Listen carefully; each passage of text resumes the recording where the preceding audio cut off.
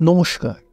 সন্ধ্যের আড্ডার বিশেষ নিবেদন অলৌকিকের ৫৪তম পর্বে আপনাদের সকলকে স্বাগত জানাই। আজ আমরা পাঠ করব লেখক নারায়ণ গঙ্গোপাধ্যায়ের লেখা বুদ্ধির বাইরে। শুরু হচ্ছে বুদ্ধির বাইরে। বিজ্ঞানের চোখে ভূতের অস্তিত্ব অচল।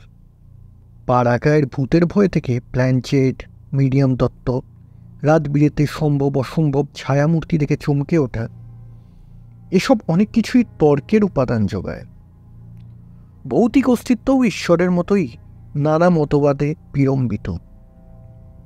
সেখানে আস্তিক, নাস্তিক, স্কেপটিক বা অ্যাগনস্টিক কারোরই অভাব নেই। সোজা কথায় যুক্তির জগতে ভূতের জায়গা নেই। ভূত মানতে গেলে চোখ বেঁধে পিছু হাঁটতে হয় একেবারে প্যালিওলিথিক আদিম যুগে। অশরীরী তত্ত্বে যারা আস্তিক্যবাদী তাদের সঙ্গে আজ আর তর্ক চলবে না। চরম নিষ্পত্তির জন্য হাতাহাতি করতে হবে। তবে সব কিছু বৈজ্ঞানিক তত্ত্বতর্কের মধ্যেও একটা কিন্তু থেকেই যায়। এমন কতগুলো প্রশ্ন ওঠে যাদের উত্তর মেলে না। তার মানে এই নয় যে কোনোদিন তাদের উত্তর একেবারেই পাওয়া যাবে না।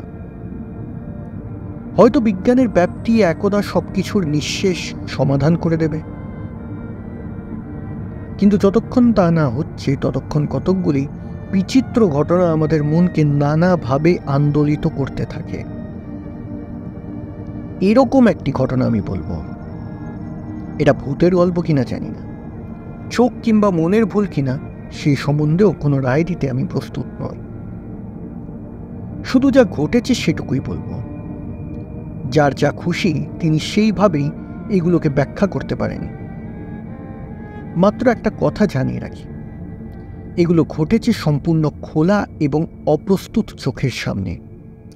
গঞ্জিকা বা মাধবীর কোনো প্রভাব এসব ক্ষেত্রে ছিল না। প্রায় ১২-১৩ বছর আগের কথা। তখন পশ্চিমবাংলার একটা ছোট গ্রাম থেকে আমি শহরে ডেলি প্যাসেঞ্জারি করতাম। সাইকেল করে আসতে হতো ৮ মাইল দূরের স্টেশনে। একটা ছোট্ট দোকানে সাইকেল জমা রেখে আমরা ট্রেন ধরতাম। সন্ধ্যের গাড়িতে ফিরে আবার সাইকেল নিয়ে গ্রামে চলে আসতাম। আমরা বললাম এই জন্য যে ডেলি প্যাসেঞ্জারি করতাম দুজনে, আমি আর প্রিয়নাথ।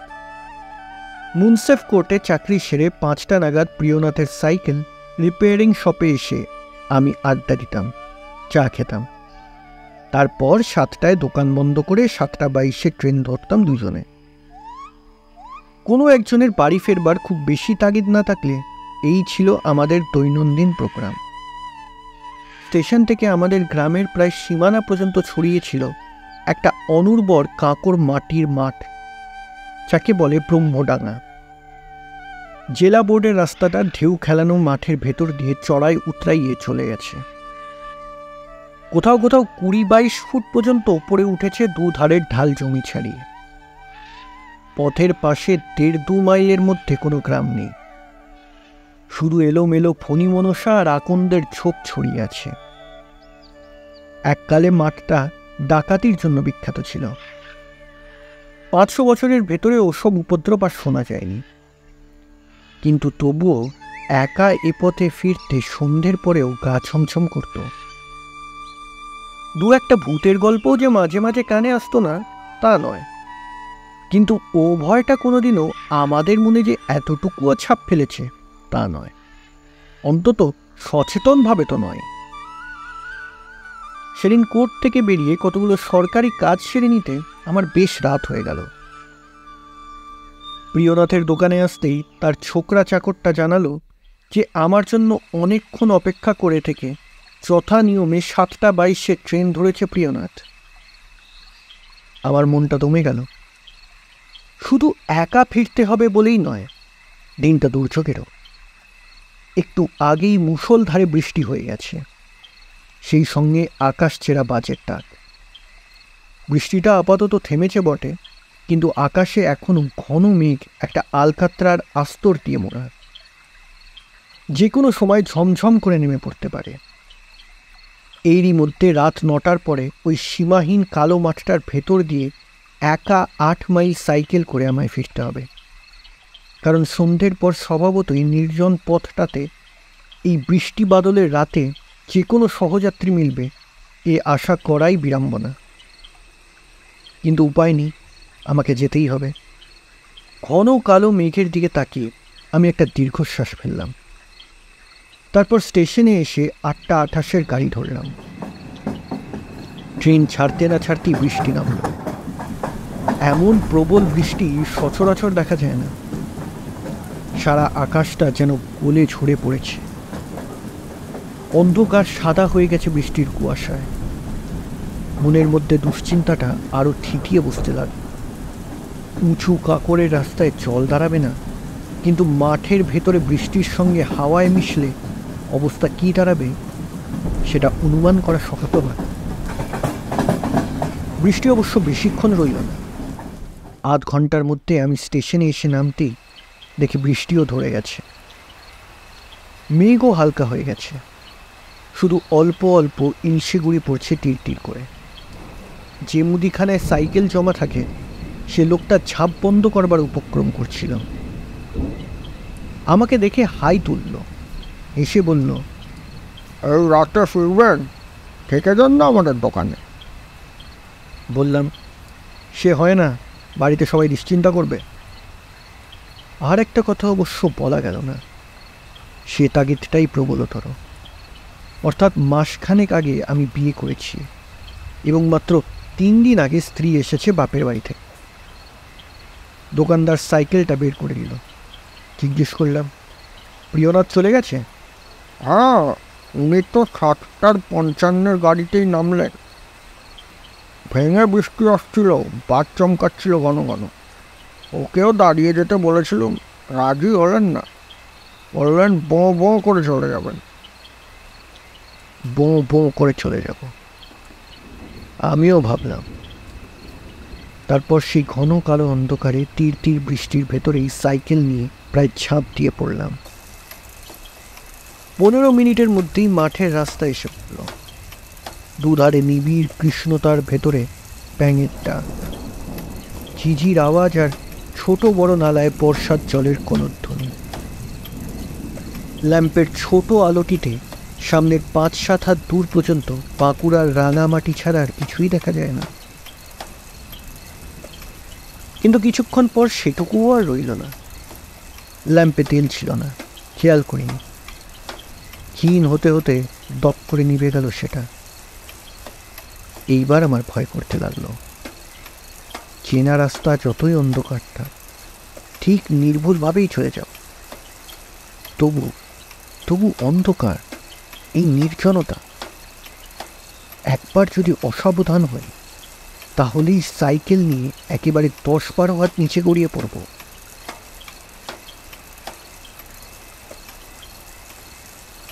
দু চোখে যতদূর সম্ভব তীব্র করে আমি সাইকেল চালাতে লাগলাম। তাড়াতাড়ি যেতে ভরসা হচ্ছে না, তবু উত্তেজনায় আপনা থেকেই দ্রুত বেগে পা ঘুরছিল প্যাডেলে। সেকেলে বিএসএ বাইক আমার মনের শাসন না মেনেই সে যেন শোঁ শোঁ করে উড়ে চলল। থামো এসেন, থামো! অন্ধকার ছিঁড়ে যেন তীরের মতো স্বর উঠে এলো। প্যাডেলে আচমকা পা থেমে গেল আমার। পেছন থেকে পরিষ্কার গলায় ডাকলো প্রিয়নাথ, অত তাড়া কিসের হে? আমি যে সেই 1 ঘন্টা ধরে মাঠের ভেতরে তোমার জন্য হাপিত্তেশ করে দাঁড়িয়ে আছি। বিস্ময় এবং আনন্দে আমি সাইকেল থেকে নেমে এলাম। অন্ধকারে দেখা গেল পেছন থেকে প্রিয়নাথ দ্রুত আমার দিকে এগিয়ে আসছে। ব্যাপার কি হে? সেই 7:55 ট্রেনে নেমে এতক্ষণ মাঠের ভেতরে কি করছিলে? প্রিয়নাথ বললে, সে অনেক কথা, ভারী মজার ব্যাপার হয়েছে একটা। এই বর্ষার রাতে মাঠের ভেতরে কি এমন মজার ব্যাপার হতে পারে? আর তোমার সাইকেলটাই বা গেল কোথায়? অন্ধকারে প্রিয়নাথ এবার অল্প একটু শব্দ করে হেসে উঠল। বলল, বলছি তো, সে অনেক কথা গ্রামে ফিরে শুনবে। আপাতত তোমার কেরিয়ারে আমায় তুলে দাও। বেশ, উঠে পড়ো চটপট। প্রিয়নাথ কাছে এলো। দেখেছো কাণ্ড, জলে কাদায় একেবারে মাখামাখি হয়ে গেছি। হাড়ের ভেতরটা শুদ্ধ কাঁপছে টকটক করে। পড়ে গিয়েছিলে নাকি? হ্যাঁ, সে আর বলো না। আচার বলে আচার, একেবারে অতল জলের ভেতরে কাদার মধ্যে প্রায় বসে গিয়েছিলাম। যাক যাক, বাড়ি ফিরে শুনবে সেসব কথা। আমি সাইকেলে প্যাডেল ঘোরালাম। তরাক করে প্রিয়নাথ পেছনে উঠে বসল। একটা ঝাঁকুনি লাগলো।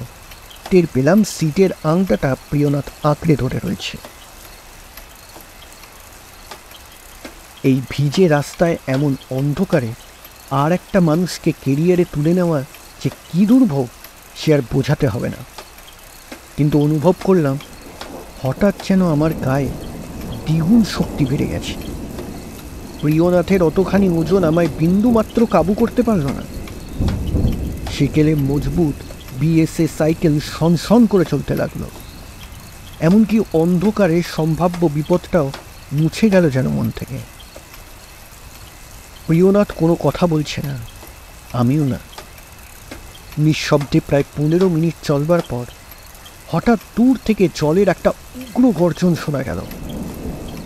আমি চমকে বললাম, ও কি খোয়াইতে বানেও নাকি?